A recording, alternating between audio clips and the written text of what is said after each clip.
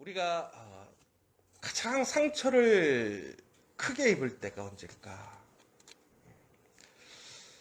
결국에는 사람에게 상처받을 때 그것이 우리에게 가장 큰 상처가 되는 것 같습니다.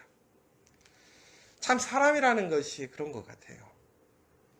사람을 통해서 우리는 정말 큰 기쁨과 위로를 받습니다. 그러나 또 반대로 우리는 사람에게서 정말 치명적인 그런 상처와 아픔을 받는 것 같습니다. 그래서 우리가 그냥 이런 얘기 하잖아요. 다 사람이 문제라고, 사람이. 여러분들은 사람을 좀 어떻게 보고 계십니까? 어떤 분들은 사람이라는 것은 꼭 필요하다. 아니다, 사람이 참 해악이다. 이렇게 얘기하시는 분들이 간혹 있습니다. 오늘 욥 또한 엘리바스를 통해서 큰 상처를 입습니다.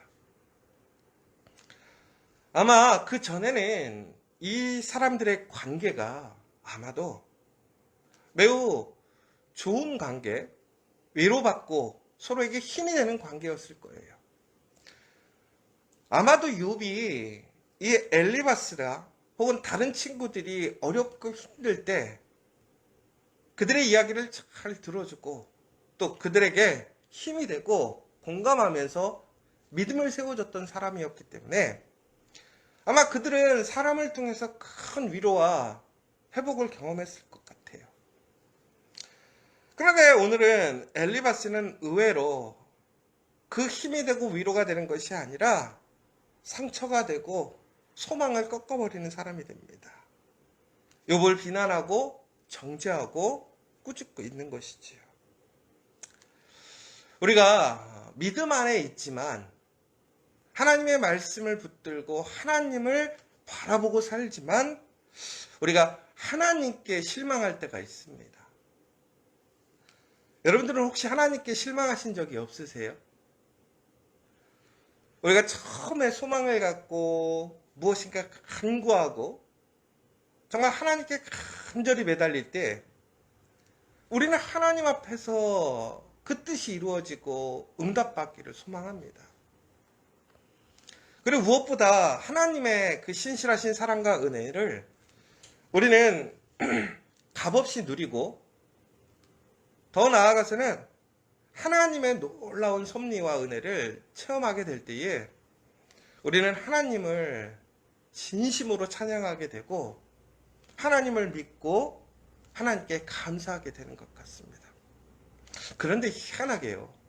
이처럼 우리가 은혜 받는 것도 하나님인데 우리가 정말 어떤 문제가 있거나 어려움이 생겼을 때 그 최종적인 화살이 전국에는 누구한테 가냐면 하나님한테 가지 않습니까?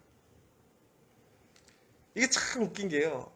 어떤 경제적인 문제, 관계적인 문제, 우리의 자녀의 문제, 혹은 육체의 어떤 연약함의 문제들이 생겼어요. 그런데 그 문제는 하나님이 일으키신 것이 아닌 것이지요. 그러나 이제 종국적으로 보자면 하나님의 계획 안에 있다고 볼 수도 있죠. 그런데 그것이 어떤 나의 실수가 되었던 어떤 사회적인 현상으로 인해서 그 일들이 일어나게 되었을 때에 우리는 그런데 그것에 대해서 처음에는 믿음을 가지고 하나님께 기도해요. 소망을 가지고 그 상황을 변화시키고 이겨낼 수 있기 위해서 기도합니다. 그때는 우리 참 은혜를 경험할 때가 있어요. 하나님의 신실하신 위로하심과 정말 하나님의 준비하심을 통해서 역시 하나님이시구나. 그러면서 우리가 인간이라는 것이 무엇인지 또 우리가 살아가는 이 세상이 무엇인지를 우리는 깨닫게 돼요. 그래, 내가 믿고 의지할 것 세상이 아니야. 사람이 아니야. 하나님밖에 없어. 변하지 않는 것은 하나님밖에 없어. 그런데 하나님께 응답이 오지 않을 때가 있어요. 내가 기대하고 소망하는 정말로 간절히 기대했던 그 결과가 오지 않을 때가 있어요. 오히려 더 문제가 복잡해지고 하나님의 응답은 들리지 않고 너무나 막막하고 불안한 것이죠. 그런데 그때 우리의 상황들이 더 악해지고 나빠지고 소망을 잃어가고 더 나아가서는 믿음의 사람들을 통해서 위로받고 도움을 받는 것이 아니라 오히려 정죄와 비판을 받고 왜곡당하고 그러면서 철저히 외롭게 혼자라는 생각이 들어갈 때 우리는 하나님을 믿고 의지하기보다는 하나님을 원망하지 않습니까? 하나님 왜 이러세요? 하나님 내가 뭘 잘못했다고 이러세요? 혹은 우리가 실수하고 잘못했어도 이렇게 얘기하지 않습니까? 하나님 정말 내가 이렇게 잘못한 거예요? 종국에는 우리는 바로 그때 욕과 같이 고백하게 되는 것 같아요. 하나님 그러면 나를 그냥 죽여주세요. 도저히 못 견디겠다라는 거죠. 그래도 욥은 오늘 하나님의 존재와 하나님의 그 능력에 대해서 부정하진 않아요. 하나님이 주권자인데 하나님께서 응답하시지 않음에 대한 그것에 대한 그의 답답함과 억울함이 내가 죽는 것이 낫다라고 생각하기 때문에 하나님께 자기를 죽여달라고 얘기하는 것이죠. 그런데 어떤 사람들은 바로 그때 하나님께 완전히 돌아서는 경향이 있어요. 하나님을 대적자로 인정하는 거예요. 하나님은 나의 반대편에 섰구나. 하나님은 나의 도움자가 아니야. 하나님은 나를 징계하는 심판자야.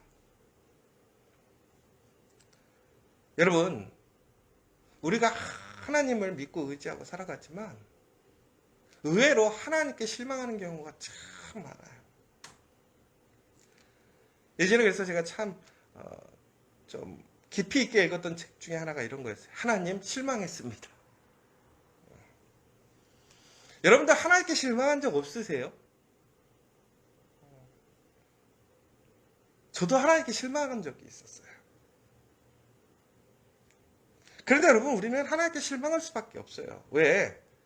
하나님의 그 온전하시고 선하신 뜻을 우리가 다 알지 못하기 때문에 우리는 깨닫지 못하기 때문에 우리의 수준에서 우리는 판단하고 볼 수밖에 없기 때문에 하나님의 아무리 좋은 것, 아름다운 것을 준비해놔도 우리는 그것을 알지 못하는 것이죠.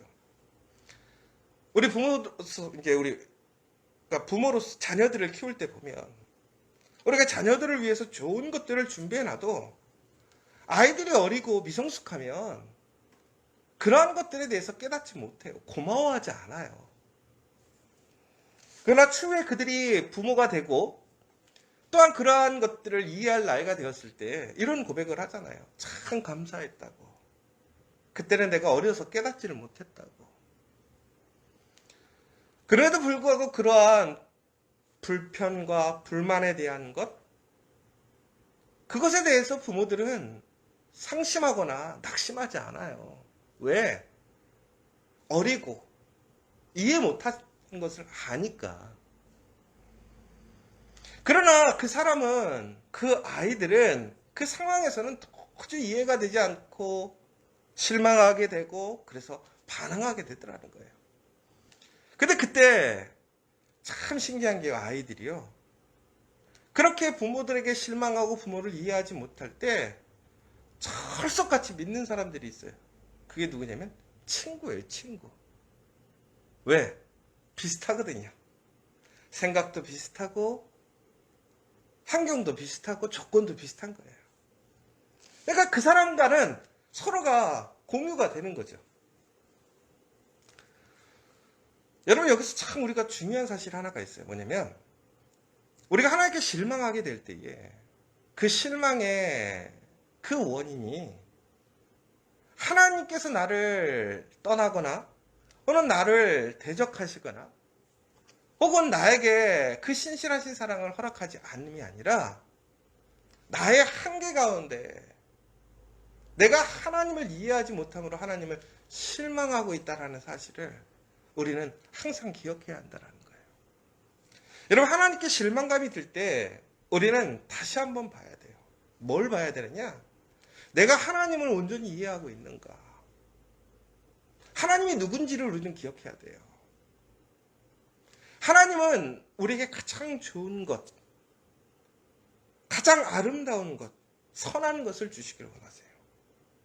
그리고 그것을 준비하셨다라는 그 믿음을 우리는 놓지 않아야 하는 거죠. 어떠한 것에도 하나님의 뜻이 있다라는 것은 결국은 무슨 얘기예요? 하나님의 선하심이 있다라는 거예요. 하나님의 아름다움이 있다라는 거예요. 그러므로 우리는 실망할 것이 아니라 오히려 그 고난과 문제 속에서 우리는 더욱더 소망을 갖고 기대하며 그 믿음의 길을 탐대하게 걸어갈 수 있는 그 믿음이 필요한 거예요. 여러분, 실망할 수 있어요. 실망은 당연한 거예요. 그러나 그 실망 가운데 변하지 않는 하나님의 사랑을 여러분 잃지 않아야 한다는 거예요. 믿어야 한다는 거예요. 그러면 전국에는 그 실망감이 감사와 기쁨으로 변화될 줄 믿으시기 바랍니다. 그런데 바로 그때 우리가 또 한 가지 기억해야 될 것이 하나 있어요. 뭐냐? 하나님께 실망해도요, 사람을 보더라는 거예요. 여러분, 여기서 아주 중요한 얘기가 있어요. 뭐냐? 우리 믿음의 사람들도요, 하나님께 실망하고 하나님을 보지 못할 때가 있어요. 하나님께 돌아설 때가 있다는 거예요. 그럼에도 불구하고 사람을 믿고 의지해서는 되진 않지만 사람과 함께 살아가고 사람을 바라보더라는 거예요. 그러면 결국에는 우리가 하나님께 돌아서도 하나님을 볼 수 있는 것은 결국은 그 옆에 있는 믿음의 사람들이 하나님을 보여줘야 된다는 거예요. 그래서 하나님이 어떤 분인지, 하나님의 그 신실하시고 아름다운 모습을 그 사람들이 증거하고 보여줘서 다시 하나님을 볼 수 있게 하는 것이 진정한 믿음의 사람이라는 것이죠. 여러분, 왜 공동체가 중요한 줄 아십니까? 바로 이것이에요. 우리는 혼자 예배 드릴 수 있어요. 혼자 말씀 보고 혼자 기도할 수 있어요. 오히려 그것이 더 깊이 있게 하나님을 알고 하나님을 묵상하고 하나님의 말씀을 볼 수 있어요. 찬양할 수 있어요. 그러나 우리가 문제가 생기고 어려웠을 때, 우리가 하나님을 이해하지 못할 때, 하나님께 실망하게 되었을 때에 우리는 하나님을 보지 못해요. 하나님께 돌아서 버린단 말이에요. 그러면 그것이 가장 큰 심판이라는 거예요. 그것이 가장 큰 문제예요. 왜? 우리에게 소망이 되고 위로가 되고 그 상황을 바꿀 수 있는 것은 하나님밖에 없는데 그 하나님을 내가 이해하지 못함으로 돌아서 버린 거예요. 여러분, 하나님께 의심이 생기고 하나님 앞에 답답하고 어려울 때 하나님께 돌아서게 될 때 우리가 해야 할 일은 뭐냐? 공동체를 통해서 그 하나님을 다시 바라봐야 된다는 거예요. 그렇다면 다시 얘기하자면 내 옆에 있는 사람이 참 중요하다는 거예요. 내 옆에 믿음의 사람이 있느냐 그렇지 않느냐에 따라서 우리의 운명이 결정되는 거예요. 여러분, 그러므로 우리가 해야 할 일은 뭐냐? 그 아프고 힘든 사람이 하나님께 실망해서 하나님을 이해하지 못하고 돌아섰음에도 불구하고 나를 찾을 수 있고 나와 함께 할 수 있는 그러한 믿음의 사람으로서 우리는 살아가야 한다는 거예요. 그러니까 내가 하나님 앞에 진실하게 그 믿음의 사람으로서 욥과 같이 살아갈 수 있는 사람이 되어야 되는 거예요. 그러므로 욥은 그 사람들에게 위로가 되고 소망이 되었단 말이에요. 그런데 엘리바스는 욥의 친구들은 그러지 못했어요. 내가 누구냐에 따라서 지금 하나님께 실망하는 사람들이 다시 하나님을 통해서 새 힘을 얻고 새로운 삶을 살아갈 수 있는지, 아니면 그가 하나님께 돌아서서 하나님을 대적하고 하나님의 그 실망 가운데서 정말 끝없는 암흑으로 돌아갈 것인지 결정되는 순간이라는 거예요. 여러분은 어떤 사람입니까? 믿음의 사람들에게 여러분들은 어떠한 사람들이냐 이거예요. 정말 오늘 우리는 이 말씀을 통해서 다시 한번 참된 위로자와 공감자가 돼야 된다는 거예요. 그러나 중요한 것은 우리가 그러한 일들을 하는 것은 아니에요. 그러나 하나님이 살아계시고 하나님의 그 신실하신 사랑과 은혜를 우리의 모습, 그 하나님의 사랑을 우리가 함께 나누어 줌을 통해서 다시 끝까지 하나님을 바라볼 수 있게 하는 것이 진정한 믿음의 사람이고, 그것이 바로 공동체의 사명이라는 거예요. 저는 우리가 그러한 믿음의 공동체가 되었으면 좋겠어요. 믿음의 사람들이 되었으면 좋겠어요. 사람은 하나님께 실망할 수 있어요. 그러나 사람을 통해서 다시 하나님을 바라볼 수 있게 하는 그 공동체가 진정한 아름다운 공동체, 믿음의 공동체라는 거예요. 그렇다면 어떠한 시기와 질투와 혹은 어떠한 시험이 오고 고난이 온다 할지라도 그 사람과 그 공동체는 항상 하나님을 바라보고 하나님의 그 선하신 그 놀라운 계획들을 종국에는 찬양하고 감사하게 될 줄 믿습니다. 여러분, 진정한 믿음의 사람, 믿음의 친구는 말하기보다 들어주는 사람이에요. 드러내기보다는 채워주는 사람이에요. 지금 이 시대에 그러한 공동체, 그러한 사람이 필요한 것 같아요. 여러분들이 그러한 사람 되기를 원합니다. 또한 여러분들이 그렇게 힘들고 어렵고 상처 있고 하나님께 실망하게 되었을 때에 여기 우리 공동체로 오시기 바랍니다. 우리의 믿음의 사람들이 그것을 함께 나누기를 원한다는 거예요.